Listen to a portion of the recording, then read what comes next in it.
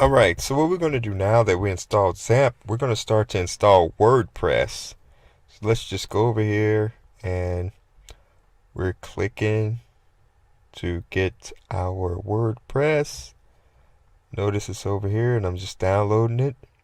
And I downloaded it at the Bitnami website. So let's just let it run.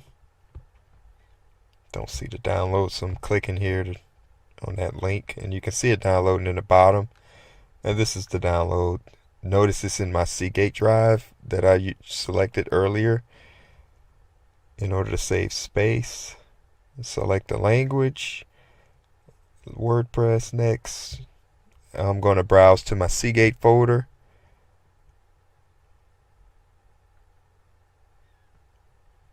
Let's see, and I'm just choosing a login. Now you saw the D drive. That is my Seagate, the D drive, by the way. Just email address and password. Just filling the stuff out. Click next. Yeah, Larry's blog is good. Let's go with next. Capital L.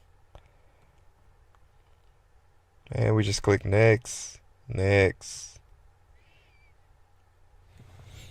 Alright, we're just going to click finish and it's just giving me a pop-up.